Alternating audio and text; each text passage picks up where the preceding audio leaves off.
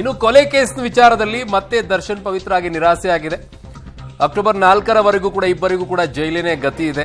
October 4ಕ್ಕೆ ವಿಚಾರಣೆಗೆ court ಮುಂದೂಡಿದೆ. ವಾದ ಮಂಡಿಸಲು ಸಮಯಾವಕಾಶವನ್ನ ಕೇಳಿದ್ದಾರೆ. ಸೊ ದರ್ಶನ್ ಮತ್ತು ಪವಿತ್ರ ಗೌಡ ಬೇಲ್ ಅರ್ಜಿ ಈಗ ಮುಂದೂಡಿಕೆ ಆಗಿರೋದು. ಅಕ್ಟೋಬರ್ 4ಕ್ಕೆ ವಿಚಾರಣೆ ಮುಂದೂಡಿಕೆ ಆಗಿದೆ. ಸೊ ಇನ್ನೊಂದು ಕಡೆಗೆ ದರ್ಶನ್ ಅವರನ್ನ ಭೇಟಿಯಾಗಿದ್ದಾರೆ ಅವರ ಪತ್ನಿ ವಿಜಯಲಕ್ಷ್ಮಿ ಅವರು. 6ನೇ ಬಾರಿಗೆ ಜೈಲಲ್ಲಿ ದರ್ಶನ್ ಅವರನ್ನ ಭೇಟಿಯಾಗಿ ಬಂದಿದ್ದಾರೆ. ಕೋರ್ಟ್ ಬೆಳವಣಿಗೆ ಬಗ್ಗೆಯೂ ಕೂಡ ಒಂದಿಷ್ಟು ಮಾಹಿತಿಯನ್ನು ಕೊಟ್ಟಿದ್ದಾರೆ. ಮುಂದಿನ ಕಾನೂನು ಹೋರಾಟದ ಬಗ್ಗೆಯೂ ಕೂಡ ಚರ್ಚೆಯನ್ನ ಮಾಡಿದ್ದಾರೆ.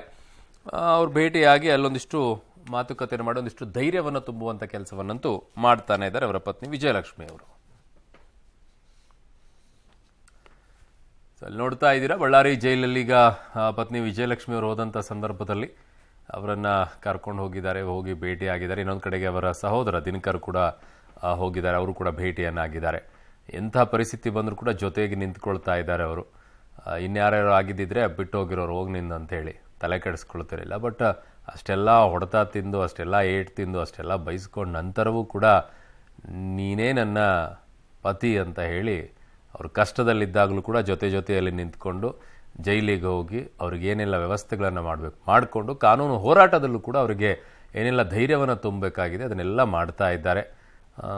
ಅದು ನಮ್ಮ ಭಾರತೀಯ ಸಂಸ್ಕೃತಿಯಲ್ಲಿ ಹೆಣ್ಮಕ್ಳು ಅಳವಡಿಸಿಕೊಂಡಿರುವಂಥ ರೀತಿ. ಹೆಣ್ಮಕ್ಳಿಗೆ ಅದು ಸ್ವಲ್ಪ ಕೆಲವರಿಗಿರುತ್ತೆ, ಕೆಲವರಿಗಿರಲ್ಲ. ಬಟ್ ಇಲ್ಲಿ ಅವ್ರು ಅಳವಡಿಸ್ಕೊಳ್ತಾರೆ, ಅಳವಡಿಸ್ಕೊಳ್ಳುವ ಮುಂದಿನ ದಿನಗಳಲ್ಲಿ ನೋಡೋಣ.